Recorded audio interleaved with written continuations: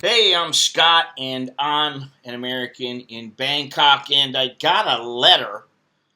Actually, this is from somebody I know, and he's been complaining to me a lot about shipments coming into the United States, and he wrote to me and he said, hey, just want to let you know that maybe you should let your listeners know if they live in Thailand, they should avoid ordering anything from Amazon.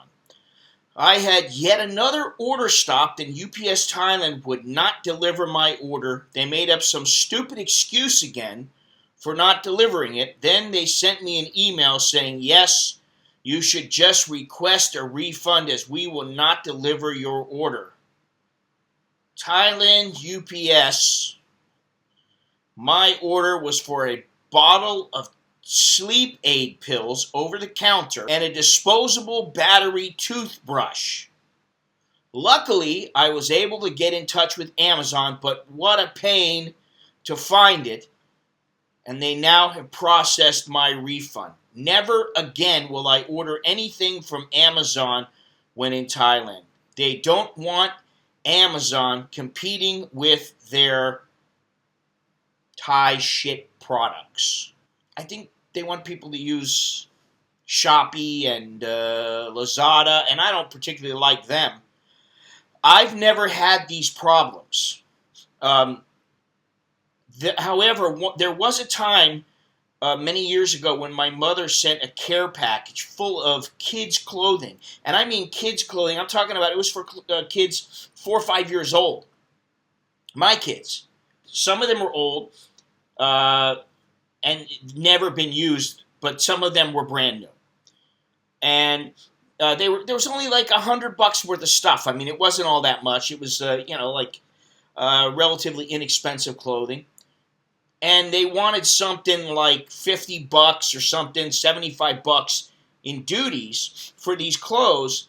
And it's like, wait a minute. I was like, it's not worth it.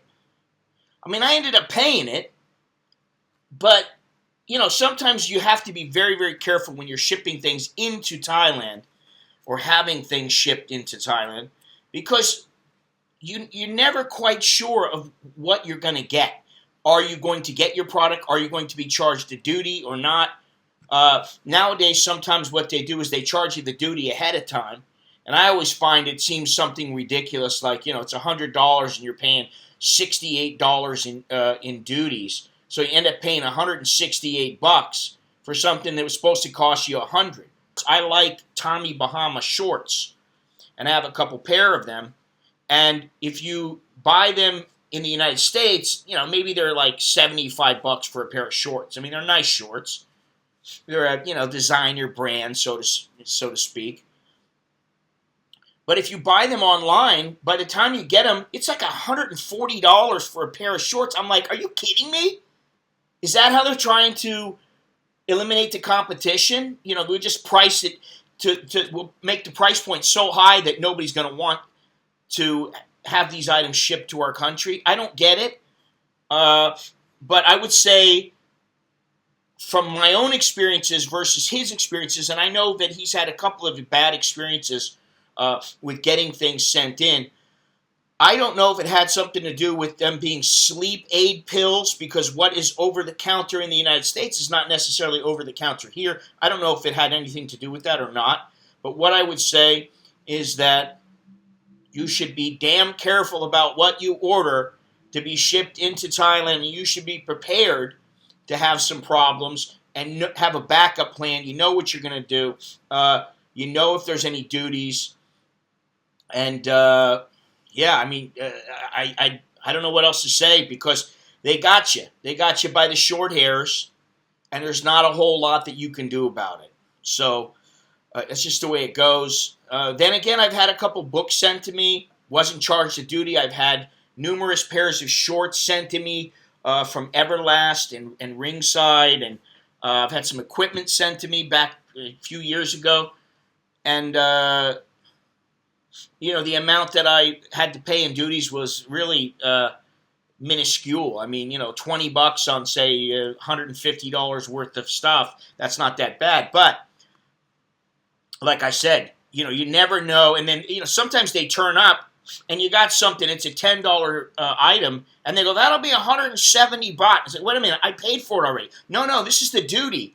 I'm like, 170 baht on a 300 baht item, you know? All right, whatever, you know, sometimes you just pay it.